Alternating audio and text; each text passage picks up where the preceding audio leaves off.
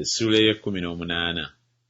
Awo olwatuuka bwe yamala okwogera ne Sawulo, emmeeme ya Yonasaani n'egattibwa n'emmeeme ya Dawudi. Yonasaani n'amwagala ng'emmeeme ye. Sawulo n'amutwala ku lunaku olwo n'atamuganya kuddayo nateeka mu nnyumba ya kitaawe. Awo Yonasaani ne Dawudi ne balagaana endagaano kubanga yamwagala ng'emmeeme ye. Yonasaani ne yeeyambulamu omunagiro gwe yali ayambadde n'aguwa Dawudi n'ekyambalo kye era n'ekitala kye n'omutego gwe n'olukoba lwe. Dawudi n'agenda nga buli Sawulo gye yamutumanga n'ayisa n'amagezi. Sawulo n'amufuula omukulu w'abasajja abalwanyi, abantu bonna ne bakisiima era n'abaddu ba Sawulo. Awo olwatuuka nga bajja, Dawudi bwe yakomawo ng'assa Omufirisuuti, abakazi ne bava mu bibuga byonna ebya Isirayiri nga bayimba era nga bazina okusisinkana ne kabaka Sawulo, nga balina ebitaasa, nga basanyuka, nga bakutte ebivuga. Abakazi ne bayimbiragana nga bazannya ne boogera nti Sawulo asse enkumi ze ne Dawudi obukumi bwe. Sawulo n'asunguwala nnyo, ekigambo ekyo ne kimunyiiza, n'ayogera nti Dawudi bamuwadde obukumi, nange bampadde enkumi zokka. Kale ayinza okweyongera okuba naki wabula obwakabaka?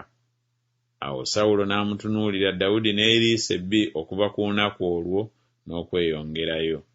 Awo olwatuuka enkya, omuzimu omubi ogwava eri Katonda ne gujja ku Sawulo n'amaanyi, n'alagulira wakati mu nnyumba. Dawudi n'akuba ennanga n'engalo ze nga bwe yakolanga buli lunaku, era Sawulo yalina effumu lye mu ngalo ze. Sawulo n'akasuka effumu kubanga n'ayogera nti n'afumita Dawudi okukwasa n'ekisenge.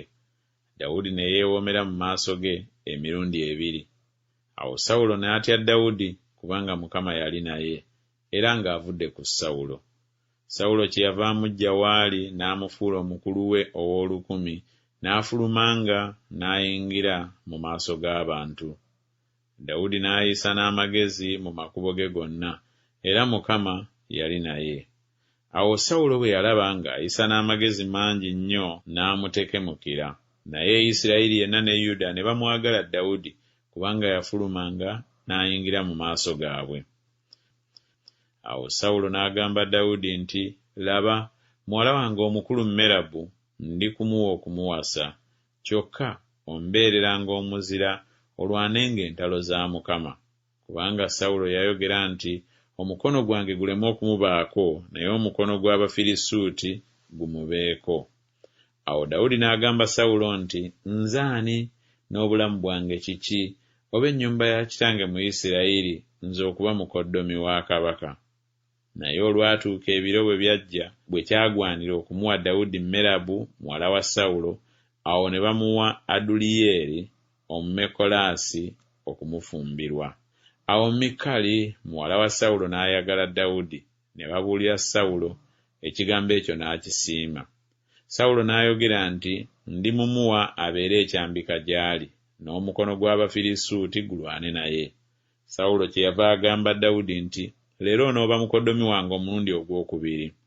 Awo Sawulo n'alagira abaddu be nti, "Muteese ne Dawudi mu kyama, mwogere nti, 'Laba, kabaka akusanyukira n'abaddu be bonna bakwagala. Kale nno kaakano beera mukoddomi wa kabaka.'" Awo abaddu ba Sawulo ne boogera ebigambo ebyo mu matu ga Dawudi. Dawudi n'ayogera nti, "Mukiyita kigambo kitono okuba mukoddomi wa kabaka? Nze ani omusajja omwavu era gwe batayitamu ka buntu?" Abaddu ba Sawulo ne bamubuulira nga boogera nti, "Bw'atyo Dawudi bw'ayogedde." Sawulo n'ayogera nti, "Bwe mutyo bwe munaagamba Dawudi nti, 'Kabaka tayagala bya buko byonna, wabula ebikuta by'Abafirisuuti 100 okuwalana eggwanga ku balabe ba kabaka.'" Era Sawulo yali alowooza okussa Dawudi omukono gw'Abafirisuuti. Awo abaddu be bwe baabuulira Dawudi ebigambo ebyo, Dawudi n'asiima nnyo okuba mukoddomi wa kabaka. Awo ennaku nga tezinnaba kuyitawo, Dawudi n'agolokoka n'agenda, ye n'abasajja be, n'atta ku Bafirisuuti abasajja 200,000. Dawudi n'aleeta ebikuta byabwe n'abiwa kabaka, omuwendo nga gutuukiridde, alyoke abeere mukoddomi wa kabaka. Awo Sawulo n'amuwa Mikali muwala we okumufumbirwa. Sawulo n'alaba n'ategeera nga Mukama ali ne Dawudi, ne Mikali muwala wa Sawulo n'amwagala. Awo Sawulo ne yeeyongera nate okutya Dawudi. Sawulo n'aba mulabe wa Dawudi ennaku zonna. Awo abaami b'Abafirisuuti ne balyoka batabaala.